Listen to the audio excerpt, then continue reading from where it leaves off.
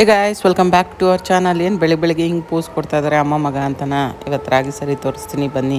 ತುಂಬ easy recipe, ಎಷ್ಟು ಚೆನ್ನಾಗಿ ಮಾಡ್ಬೋದು ಅಂದರೆ ಮನೇಲಿ ಮಾಡಿ ಫ್ರಿಜ್ಜಲ್ಲಿ ಇಟ್ಕೊಂಬಿಡಿ, 1 ತಿಂಗಳು ಆರಾಮಾಗಿ ಮಾಡ್ಕೊಬೋದು.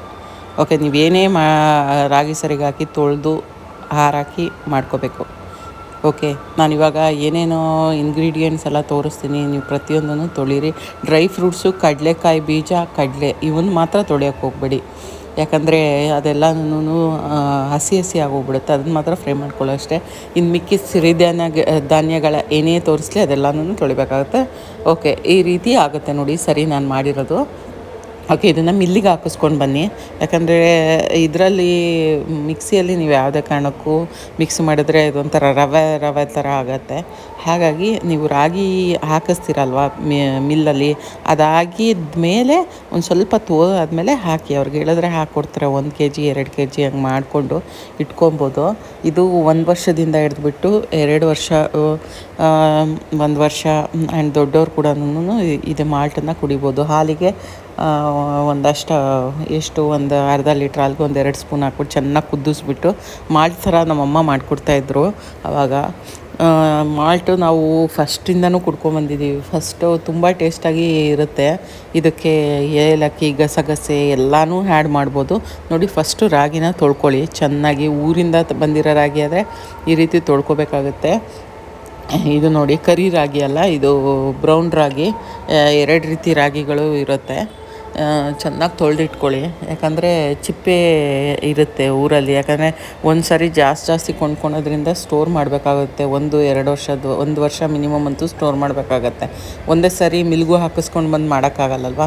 ಹಾಗಾಗಿ ಊರಲ್ಲೆಲ್ಲನೂ ತೋಟದ ಕೆಲಸ ಅವೆಲ್ಲ ಇರೋದ್ರಿಂದ ಮಾಡೋರು ಈ ರೀತಿ ತಂದು ಸ್ಟೋರ್ ಮಾಡಿ ರಾಗಿನ ಇಟ್ಕೋತಾರೆ. ಬೇಕಾದಾಗ ಅವರು ಮಿಲ್ಗೆ ಹಾಕಿಸ್ಕೊಂಡ್ಬರ್ತಾರೆ. ಒಂದೊಂದು ತಿಂಗಳು, 2 ತಿಂಗ್ಳಿಗೆ ಒಂದೊಂದು ಸಾರಿ. ನೋಡಿ, ಚೆನ್ನಾಗಿ ಚಿಪ್ಪೆ ಹೋಗ್ತಾಯಿದೆ ನೋಡಿ. ಈ ರೀತಿ ಚೆನ್ನಾಗಿ ಒಂದು 3-4 ಸಾರಿ ಚೆನ್ನಾಗಿ ತೊಳಿರಿ.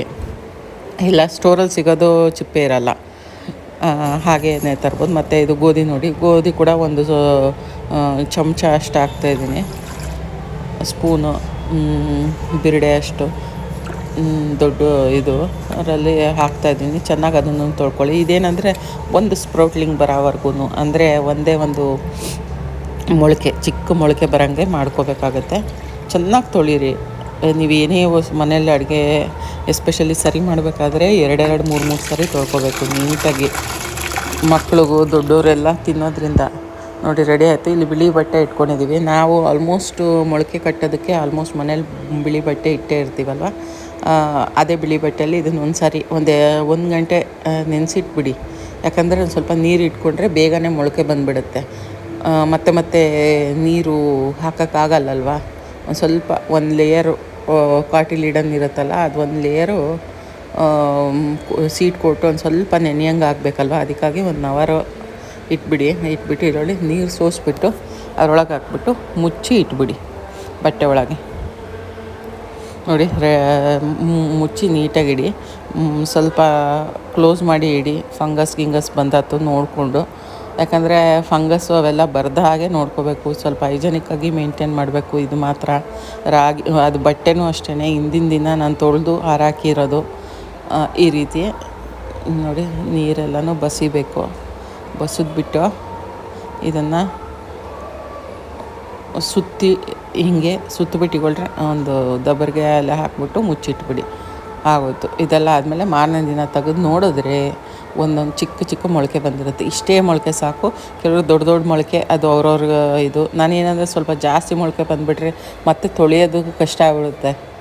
ಹಾಗಾಗಿ ಒಂದೇ ಒಂದು ತೊಳೆಯೋದಕ್ಕೆ ಒಂದು ಸಾರಿ ಇದನ್ನು ತೊಳೆದ್ಬಿಟ್ಟು ನೋಡಿ, ಈ ರೀತಿ ಬಿಸಿಲಿಗೆ ಹಾರಾಕ್ಬಿಟ್ಟಿದ್ದೀನಿ. ಚಿಕ್ಕದು ಮೊಳಕೆ ಎಷ್ಟು ಚಿಕ್ಕದಾಗಿ ಬಂದಿದೆ ನೋಡಿ, ಇಷ್ಟೇ ಸಾಕು. ತುಂಬ ದೊಡ್ಡದಾಗಿ ಬಂದುಬಿಟ್ರೆ ಫಂಗಸ್ ಎಲ್ಲಿ ಮಧ್ಯೆ ಬೆಳೆದಿರುತ್ತೋ ಅನ್ನೋ ಭಯ ಇರುತ್ತೆ. ಈ ರೀತಿ ಒಂದು ದಿನದ ಸ್ಪ್ರೌಟ್ಲಿಂಗು ಓಕೆ ಫೈನ್, ಅದೇನೋ ಅಂತ ಏನೋ ಆಗಿರಲ್ಲ, ಕಂಟಾಮಿನೇಟ್ ಏನೋ. ಒಂದು ಸಾರಿ ಲೈಟಾಗಿ ನೀರಲ್ಲಿ ತೊಳೆದ್ಬಿಟ್ರೆ ನೋಡಿ, ಬೆಳ್ಳಗೆ ಕಾಣಿಸ್ತಾ ಇದೆಯಲ್ಲ, ಚಿಕ್ಕ ರೂಟ್ ಒಂಥರ ಹೇರ್ಸು, ಅದೇನೇನೆ ಮೊಳಕೆ. ಆಮೇಲೆ ಇಲ್ಲಿ ನೋಡಿ, ಧಾನ್ಯಗಳೆಲ್ಲ ತೊಗೊಂಡಿದ್ದೆ. ಈ ಧಾನ್ಯಗಳಲ್ಲಿ ಡ್ರೈ ಫ್ರೂಟ್ಸು, ಕಡಲೆಕಾಯಿ ಬೀಜ ಮತ್ತು ಕಡಲೆ, ಡ್ರೈ ಫ್ರೂಟ್ಸು ಬಿಟ್ಬಿಟ್ಟು ಇನ್ನೆಲ್ಲನೂ ತೊಳ್ಕೊಂಬಿಟ್ಟು ಹಾರಾಕ್ಕೊಂಡು ಎಲ್ಲ ಬೆರೆಸ್ಕೊಂಡು ಒಂದು ಸಾರಿ ಹುರಿದ್ಬಿಡಿ.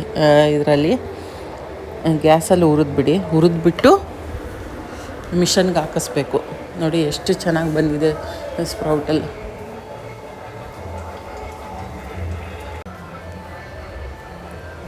ನೋಡಿ ಇದನ್ನೆಲ್ಲನೂ ಚೆನ್ನಾಗಿ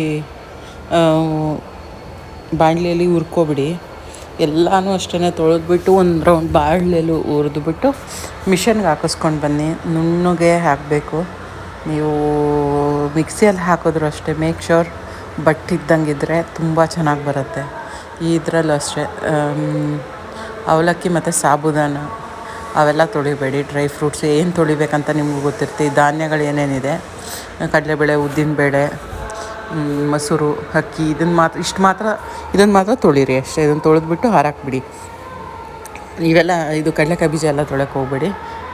ಇದು ಕಡಲೆ, ಸಾಬುದಾನ 1 ಕಪ್ಪು, ಅದೊಂದು ಕಪ್ಪು.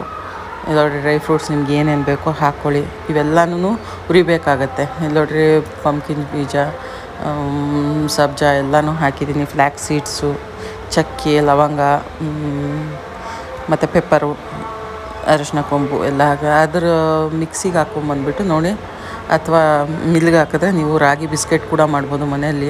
ಬೆಣ್ಣೆಯಲ್ಲಿ ಇದು ಚಪಾತಿ ಹಿಟ್ಟು ಥರ ಮಾಡ್ಕೊಂಬಿಟ್ಟು 180 ಡಿಗ್ರಿ ಓವೆನಲ್ಲಿ ಇಟ್ಬಿಟ್ರೆ ನೋಡಿರಿ ಈ ಥರ ವಡೆ ಥರ ಮಾಡಿ ಇಟ್ಕೊಳ್ಳಿ. ಇದಕ್ಕೆ ಸ್ವೀಟ್ ಹಾಕಿ, ಖರ್ಜೂರ ಹಾಕಿ, ಇಲ್ಲಾಂದರೆ ನಿಮಗೆ ಬೆಲ್ಲ ಇದ್ದರೆ ಬೆಲ್ಲ ಹಾಕ್ಬಿಟ್ಟು 180 ಡಿಗ್ರಿ ಹಾಫ್ ಆನ್ ಅವರ್ ಇಟ್ಬಿಟ್ರೆ ನೋಡಿರಿ ಈ ಥರ ರಾಗಿ ಬಿಸ್ಕೆಟ್ ರೆಡಿ ಇರುತ್ತೆ. ಸಖತ್ತು ಟೇಸ್ಟ್ ಇರುತ್ತೆ. ಬೆಣ್ಣೆಯಲ್ಲೇ ಕಲಿಸ್ಬೇಕು. ಒಂಚೂರು ಹಾಲು ಬೆಣ್ಣೆ ಹಾಕ್ಬಿಟ್ಟು ಕಲಿಸ್ಬಿಟ್ಟು ಒಂಚೂರು ನೀರಲ್ಲಿ ಈ ಥರ ಮಾಮೂಲಿ ವಡೆ ಮಾಡ್ತಿರಲ್ಲ ಆ ಥರ ಮಾಡಿಬಿಟ್ಟು ಓವೆನಲ್ಲಿ ಇಟ್ಬಿಟ್ರೆ ಸಖತ್ತಾಗಿರೋ ಬಿಸ್ಕೆಟ್ ರೆಡಿ ಆಗುತ್ತೆ. ಯಾವ ಪ್ರೋಟೀನ್ ಪೌಡ್ರು ಬೇಕಿಲ್ಲ. ಸಖತ್ತು ಟೇಸ್ಟಿಯಾಗಿದೆ. ಮಾರ್ನಿಂಗ್ ಎದ್ದು ಒಂದು ಬಿಸ್ಕೆಟ್ ತಿಂದುಬಿಟ್ರೆ ಫುಲ್ ಒಂದು ಶೇಕ್ ಕುಡ್ದಂಗೆ ಆಗೋಗ್ಬಿಡುತ್ತೆ ಅಷ್ಟೇ. ಪ್ರೋಟೀನ್ ಶೇಕ್ ನಾನು ಹೇಳ್ತಾ ಇರೋದು. ಇವಾಗ ಏನೇನೋ ಬರ್ತಾಯಿದೆ, ಯಾವುದಂದ್ರೆ ಆಳುಮೂಳು ಎಲ್ಲ ಶೇಕ್ಸ್ ಎಲ್ಲ ತೊಗೊಬೇಡಿ. ಜಿಮ್ಮಲ್ಲಿ ರೆಕಮೆಂಡ್ ಮಾಡ್ತಾರೆ. ಅದಾದಮೇಲೆ ಇಲ್ಲೊಂದು ಭಯಾನಕವಾದ ಒಂದು ಕತೆ ನೋಡ್ತಾ ಇದ್ದೀವಿ ಈಗ.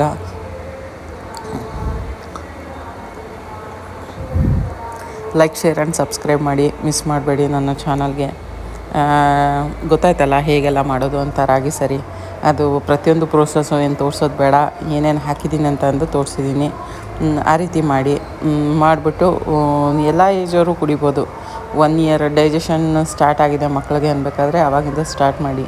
ಮಕ್ಕಳು ಕೂಡ ನುಣ್ಣಗಿರಬೇಕು, ಅಂದರೆ ಪೌಡರ್ ಕೂಡ ತುಂಬ ಇದಿರಬೇಕು. ಇದ್ದಾಗ ಮಾತ್ರ ಚೆನ್ನಾಗಿರುತ್ತೆ. ನೀವು ನೋಡಿ ಈ ಥರ ಒಂಚೂರು ಡೇಟ್ಸ್ ಹಾಕ್ಬಿಟ್ಟು ಮಕ್ಕಳು ಕೊಡಿ. ಒಂಚೂರು ತುಪ್ಪ ಹಾಕಿಬಿಟ್ಟು